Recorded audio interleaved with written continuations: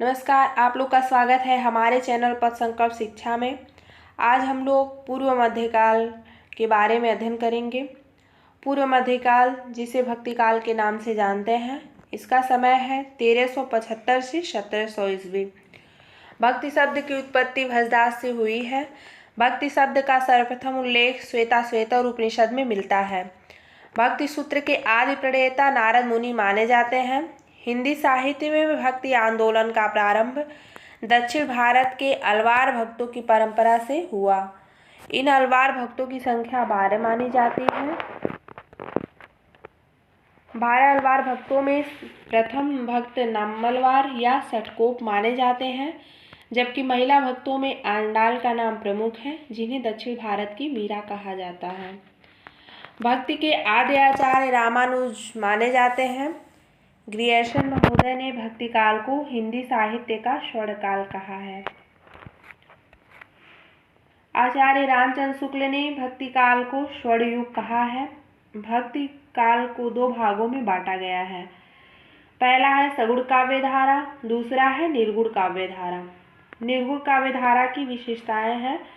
इस शाखा में ईश्वर के निराकार रूप की उपासना की गई है। इसमें जाति प्रथा का विरोध एवं हिंदू मुस्लिम एकता पर विशेष बल दिया गया है। निर्गुण काव्य धारा की 2 शाखाएं हैं। पहला है ज्ञानाश्रय शाखा, जिसे संत काव्य भी कहा जाता है। दूसरा है प्रेमाश्रय शाखा, जिसे सूफी काव्य के नाम से जानते हैं। आइए हम लोग ज्ञानाश्रय शाखा का अध्ययन करते हैं। ज्ञानाश्रय शाखा, जिसे संत काव्य कहते हैं। ज्ञानाश्रय शाखा के प्रमुख कवि कबीरदास थे। कबीरदास दिल्ली के सुल्तान सिकंदर लोदी के समकालीन थे। सर्वप्रथम कबीर की वाणियों का प्राचीनतम नमूना गुरु ग्रंथ साहिब में मिलता है। कबीर की वाणियों को बीजक में संकलित उनके शिष्य धर्मदास ने किया है। कबीरदास की भाषा के बारे में अन्य विद्वानों ने अपने अपने मत दिए हैं। रामचंद्र शुक्ल ने कबीरदास की भाषा को शतुक्कड़ी भाषा की संज्ञा प्रदान की है। श्याम सुंदर दास ने कबीरदास की भाषा को पंचमेल खिचड़ी कहा है।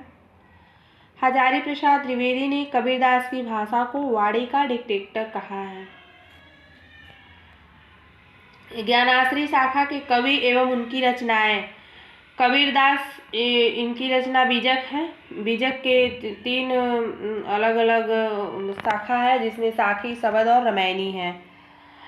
रविदास की बानी है। नानक देव, इनकी रचनाएं ग्रंथ साहिब में संकलित है, जिनके संकलनकर्ता अर्जुन देव थे। दादू दयाल अंगवधु काव्य संग्रह। मौलुक दास का है रत्नखान ज्ञानबोध। सुंदर दास का सुंदर विलाप है। प्रेमाश्रय शाखा। प्रेमाश्रय शाखा को ही सूफी काव्य के नाम से जानते हैं। प्रेमाश्रय शाखा के प्रमुख कवि मलिक मोहम्मद जायसी थे। इस शाखा को प्रेम मार्गी माना गया है, क्योंकि प्रेम से ईश्वर की प्राप्ति होती है, ऐसी इनकी मान्यता थी। भक्ति काल की सूफी काव्यधारा में ही परमात्मा को स्त्री और आत्मा को पुरुष के रूप में चिन्हित किया गया है। सूफी संतों की शैली मसनवी शैली है। प्रेमाश्रय शाखा के प्रमुख कवि एवं उनकी रचनाएं। प्रेमाश्रय शाखा के प्रमुख कवि हैं मलिक मोहम्मद जायसी, जिनकी रचना है पद्मावत, अखरावट, आखिरी कलाम, कान्हावत, चित्रलेखा।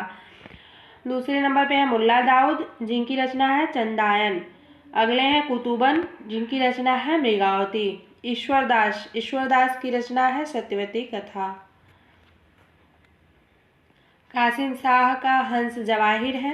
मंझन ने मधुमालती की लिखा है। शेख नवी ने ज्ञानदीप और उस्मान का चित्रावली है, और नूर मोहम्मद का इंद्रावती।